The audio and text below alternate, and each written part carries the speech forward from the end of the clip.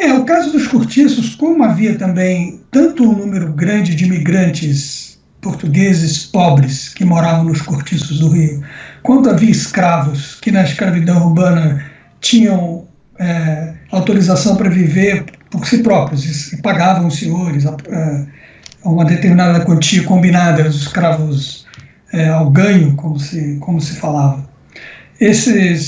Para que a escravidão fosse lucrativa para os senhores, era importante que os escravos tivessem autonomia na cidade, e de andar para lá e para cá e carregar coisas. Eles faziam todos os serviços, tá?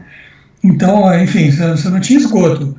Então, como é que você descarregava os dejetos domésticos? Eram chamados tigres, eram os escravos que carregavam em grandes barris e despejavam em terrenos baldios ou na praia, tá? E eles faziam tudo, carregavam tudo. Eles chamavam tigres por causa disso, né? Não sei, sabe que eu não sei por causa. Talvez por isso. Eu vi uma explicação de que derramava o conteúdo nas costas e o sol deixava manchado as costas. Sim, tinha as histórias que os viajantes sempre contavam dos recipientes que eram furados e sujavam toda. Mas enfim, o que eu estou dizendo é o seguinte: os cortiços, eles tanto eram vistos como lugares onde os imigrantes pobres morriam de fome amarela, quanto também eram os lugares onde os escravos moravam, às vezes se escondiam, fugiam dos senhores. Então havia a partir dos anos 50, de 1950, eles começam a ser notados, que eles estão se expandindo muito, e a partir da década de 70 você tem campanhas contínuas para, primeiro, restringir os lugares na cidade onde eles seriam permitidos, e depois para demoli-los, de fato, para se livrar deles, né? E aí o fim dos cortiços no centro do Rio dá origem imediata às favelas, né? Nos morros da parte central da cidade. Então Agora, quando chegam essas doenças epidêmicas, na verdade isso é uma prática, digamos assim, depende de como você define distanciamento social, né? Uma maneira de definir é esse: você pega os doentes e isola. Isso aconteceu também durante a febre amarela, acontecia durante o cólera. Você abria lazaretos ou lugares onde você levava as pessoas que estavam doentes para longe, né? Você abria o hospital longe, não estava afastada dos lugares. Mas o distanciamento social que mais se praticou, digamos, não só no Brasil, mas no Ocidente, durante boa parte do século XIX, segunda parte do século XIX, e boa parte do início do século XX, é o distanciamento social como critério de classe. Quer dizer, você afasta os pobres do centro da cidade. Você, por exemplo, você tem essa enorme reforma urbana no Rio, no início do século XX, inspirada em outras, como, por exemplo, a de Paris, que já foi na década de 1950, o prefeito Haussmann, década de 50 do século XIX. E o que essas reformas fazem? Elas buscam, entre outras coisas, destruir as habitações populares, a presença dos pobres no centro da cidade. E aí a doença é conveniente para justificar isso? É uma das justificativas, questão social, que são antro de criminosos, de vadios, e são lugares onde as doenças se disseminam. Então você pega essas pessoas e as afasta do centro da cidade, né? Então você projeta no espaço urbano a estrutura desigual econômica, social, que existe naquele lugar. Isso é uma forma de distanciamento social, digamos, em massa, orientado pela uma espécie de segregação de classe. É uma forma de distanciamento social criada, digamos assim, não em relação a indivíduos específicos, mas toda uma categoria de indivíduos, toda uma classe social que você quer que se você considera perigosa e que é afastada. E no fundo, na verdade, essa a lógica até hoje do mundo em que vivemos, né? O Brasil é uma das sociedades mais segregadas do mundo. Isso eu sei porque, por morar em outros lugares, na Europa, aqui nos Estados Unidos e tal, se você olha a convivência entre crianças nesses outros países, o Brasil é um lugar onde as crianças de diferentes classes sociais menos convivem. As escolas são totalmente... Escola para determinado grupo social, escola para outro grupo social, e eles nunca se... A divisão entre escolas públicas e privadas aqui é muito mais não, forte, a segregação. O Brasil é uma das sociedades mais socialmente segregadas do mundo, né? E esse processo tem uma de suas origens, né? Do ponto de vista da racionalização de como justificá-lo e tal, o perigo epidêmico, o perigo de contágio que essa população representaria para as classes mais abastadas. Mas no fim, não é uma medida que resolve esses problemas epidêmicos, ela só separa, né? Ok, eu tenho um problema de todo mundo ter chance de pegar a febre amarela aqui, então agora eu vou jogar todo mundo que é mais suscetível para lá, e essas pessoas vão ter muito mais chance de pegar lá, mas quem ficar vai estar protegido, né? Não, o que ela faz por exemplo, o raio-x que você pode fazer da situação que estamos vivendo e viveremos em relação ao Covid, né? O que acontece?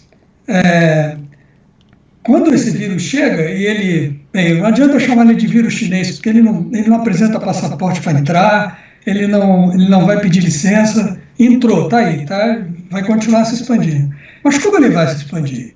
Quer dizer, essa segregação, esse distanciamento social de classe diferente, não esse que a gente considera virtuoso agora para evitar que a coisa se propague, mas esse que foi a construção da segregação social, ele faz com que, quando um vírus como esse chega em lugares onde as pessoas não têm saneamento, vivem em lugares, vivem com uma densidade demográfica altíssima, não tem condições de fazer isolamento porque elas precisam trabalhar, ou porque são autônomos, ou porque estão sendo pressionadas pelos empregadores e não podem ficar sem emprego e tal. Então, o que acontece é que quando você fizer o balanço da mortalidade de uma doença como essa, você vai ver que as vítimas vão se concentrar em determinadas categorias sociais e outras que têm condição de se isolar, têm condição de viver numa densidade de lugares de densidade demográfica menor, elas vão sofrer também, mas em menos gravidade. A gente diz em história, só uma última frase, a gente diz em história que a morte é uma doença social. Sim. Ela não é um fato natural. Sim. Todo mundo morre, isso é um fato natural. Mas a morte, a mortalidade, como é que ela acontece, isso é um fato social. Né? E na hora que você tem uma epidemia dessa, que você vê o quão social é a doença. E aí você pega aqui, e as condições dos países variam. Né?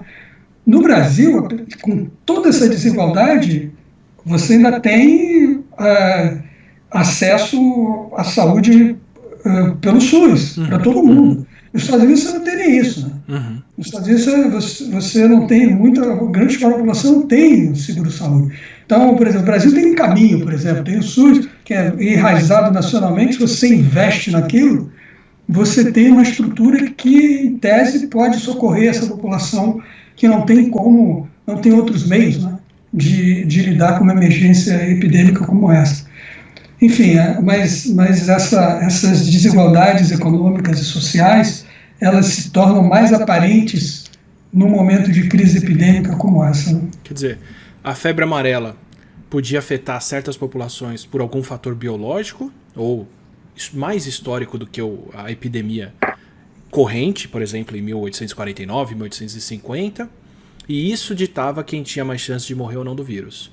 A Covid agora, que é uma doença muitíssimo nova, tem a mesma chance de afetar todo mundo, mas a gente vai voltar a ter uma diferença de mortalidade, mas dessa vez que não reflete um fator biológico, mas sim esse fator histórico-social, que é a diferença de acesso à saúde, pré-condições e sanitárias e afastamento e outra dessas populações. Né? Aqui, porque as pessoas já têm mais pré-condições e quando procurarem um sistema de saúde, vão procurar um sistema de saúde que vai ser precarizado, dependendo da região onde elas estão.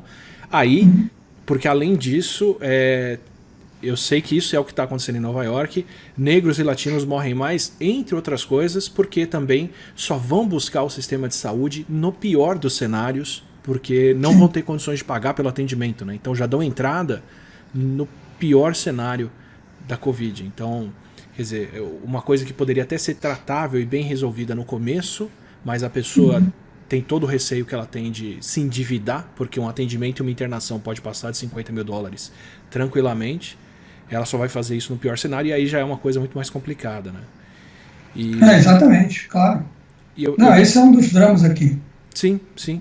E eu vejo um problema em como esse passaporte é usado, porque assim, é importante a gente retomar as atividades econômicas, claro, tem trabalhos essenciais que não podem parar, mas eu vejo um cenário muito diferente de quando você elege, fala, bom, temos que manter os trabalhos essenciais, as pessoas têm que ter uma condição de vida, vamos pagar, pelo menos durante esse período, uma fonte de renda para que as pessoas consigam se manter e ficar em casa, porque é uma coisa que, se não acontecer, todo mundo sofre com isso.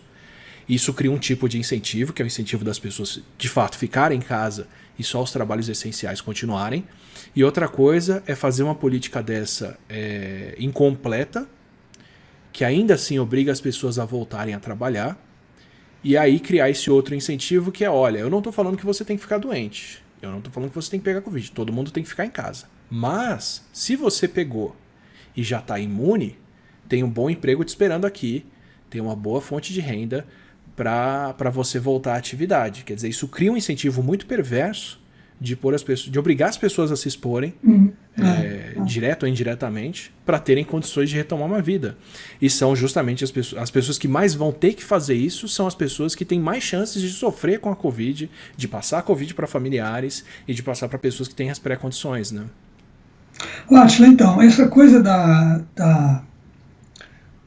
dessa dificuldade de lidar com essas medidas de saúde pública necessárias para enfrentar uma emergência acadêmica e os interesses econômicos legítimos, que são emprego e interesses das empresas e tal, também é evidente que isso é um problema histórico perene, sempre aconteceu. Quando começava uma epidemia de febre amarela ou de cólera, e a primeira coisa que as autoridades faziam era tentar negar ao máximo, para adiar a paralisação dos portos. Né? E você tem casos como cólera, por exemplo, a última grande epidemia de cólera na Europa aconteceu em 1890 e poucos, só na Alemanha, só em Hamburgo. Todas as grandes cidades portuárias europeias, elas não sofreram com cólera naquela ocasião, porque já se sabia do vivião colérico, já sabia como evitar e tal. Hamburgo tinha uma colônia de mercadores, uma cidade de comerciantes portuários e tal. Os caras se recusaram a fazer quarentena, se recusaram a fazer distanciamento social, e foi a única grande cidade da Europa naquele momento que teve uma epidemia de cólera grande. Tem um belíssimo livro sobre isso de um historiador inglês que estuda a Alemanha, chamado Richard Evans. Então, essa questão, evidentemente que toda preocupação com a economia é legítima e não tem como escapar que é preciso lidar com essa contingência, que você não quer que todos os pequenos empresários quebrem e tudo mais. O que é preciso ponderar nesse momento são duas coisas. Em primeiro lugar, que se houver uma volta precipitada e os casos novamente explodirem, não vai ter economia de qualquer maneira, porque as pessoas vão ficar em pânico, aterrorizadas, vendo pela televisão caminhões com cadáveres e tal, elas não vão para a rua, a economia não vai decolar. Não adianta que não vai decolar.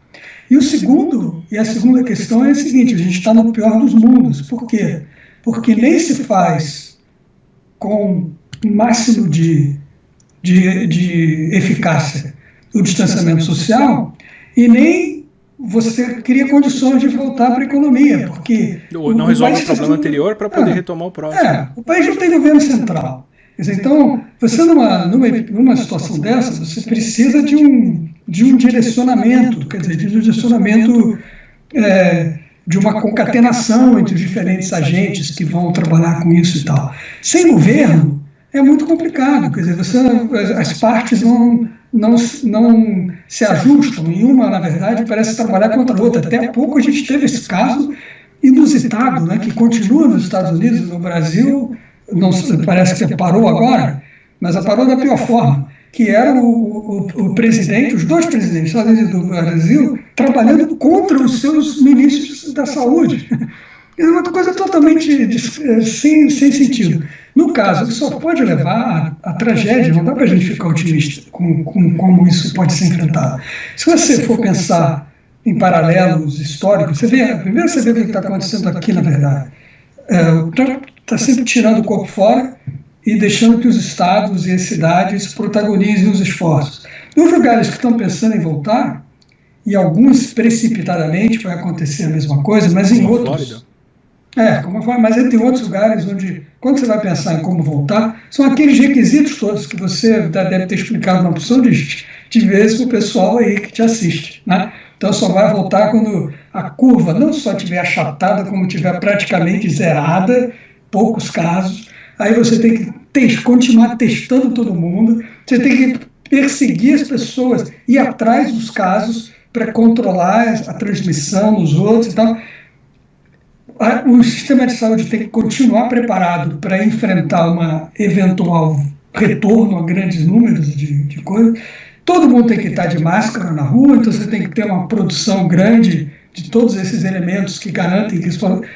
Tem que pensar nesses itens todos. Aí você vai olhar esse troço. A gente está em condição no Brasil de enfrentar isso tudo? Está todo mundo sendo testado? Está todo mundo... Nem número de casos, nem infraestrutura. Agora, tem um exemplo histórico que é interessante, que tem um paralelo muito direto com isso que a gente vive, que há a revolta à resistência à vacina.